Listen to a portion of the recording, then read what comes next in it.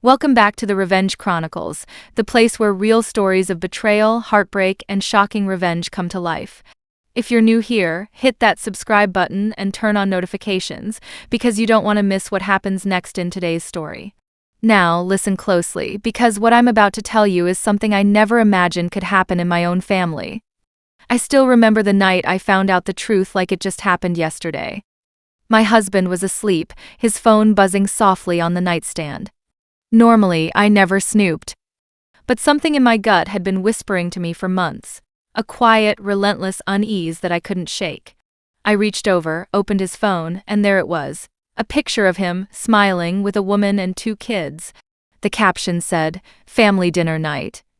My blood ran cold. My husband, the man I'd spent 4 years of my life loving, trusting, and building a future with, had a whole other family. Tell me, what would you have done if you were me? Would you confront him right away, or would you wait, just to see how deep the lies went? When I met Daniel, he was everything I thought I wanted in a man. Charming, kind, attentive. He had this calm, protective energy that made me feel safe in a way I hadn't felt in years. We met at a coffee shop on a rainy afternoon. I spilled my latte all over my blouse, and he rushed to hand me napkins, laughing softly as he joked that, "It's the universe's way of starting conversations." I remember blushing, embarrassed but secretly thrilled. From there, things just clicked. We started seeing each other every weekend, and within 6 months, we were inseparable. My friends adored him, my parents were relieved that I'd finally found someone who seemed serious, and I believed with all my heart that he was the one. He told me he was divorced, that his ex-wife couldn't handle his long hours at work, and they'd drifted apart. It sounded sad but not suspicious. He even showed me what looked like divorce papers one night, saying, "I just want you to know you'll never have to worry about the past coming between us." I should have seen the red flags. He avoided talking about her too much, brushed off questions about where he lived before we met, and always said he wanted to start fresh. I thought it was romantic. Now I know it was strategic. When we got married, it felt like a dream. A small ceremony at a vineyard outside the city. Just us, close friends, and family. He cried when he read his vows, real tears, and I remember thinking, how could anyone fake that? I didn't know yet that liars can cry too, especially the good ones. For the first couple of years, everything was perfect. We moved into a cozy house, started talking about kids, and even got a golden retriever we named Max. But slowly, cracks started showing. He'd go on business trips that always seemed to come up at the last minute. His phone was practically glued to his hand, and he'd panic if I picked it up. Once, I noticed he had 2 different email accounts, but when I asked, he brushed it off as work stuff. I wanted to trust him, so I did. Love makes you blind, and in my case, it made me stupid. The night I found that picture, the one that shattered everything, I didn't confront him right away. I wanted answers first. I copied the photo, scrolled through the chat thread, and what I found made my stomach twist. Dozens of messages between him and a woman named Lydia. Pictures of birthdays, school plays, holidays. He wasn't divorced. He was still married. And those 2 kids? His children. He'd been living a double life, splitting his time between 2 homes, 2 wives, 2 versions of himself. I couldn't sleep that night. I sat on the kitchen floor, shaking, crying silently while Max rested his head on my lap. My whole life felt like a lie. I thought about confronting him, about throwing him out, about calling Lydia.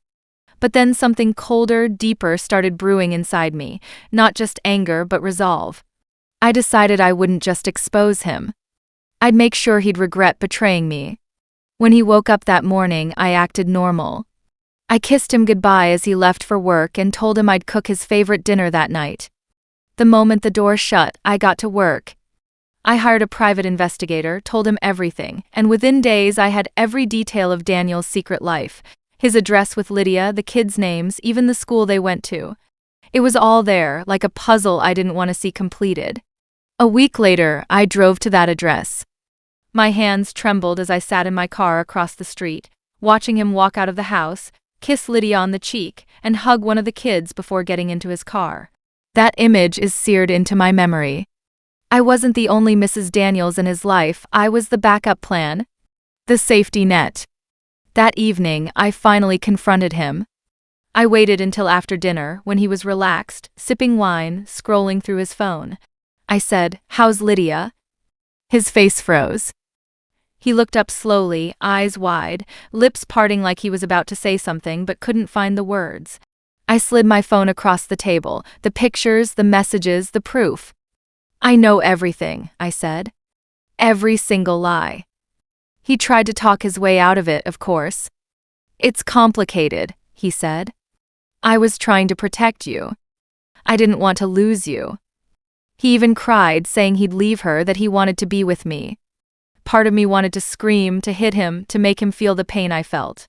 But instead, I stayed calm. Too calm. I told him I needed time to think, that maybe we could work things out if he was honest with me from now on. His relief was almost pathetic. He hugged me, thanking me for being understanding, saying I was the best thing that ever happened to him. But he didn't know I was already planning the second chance he'd regret for the rest of his life. For the next few weeks, I played the perfect wife. I smiled, cooked his favorite meals, even planned a little getaway weekend for us. Meanwhile, I was collecting everything: bank statements, documents, photos, proof of his fraud. Because here's the twist, he wasn't just cheating emotionally. He'd been using my income to cover expenses for his other family.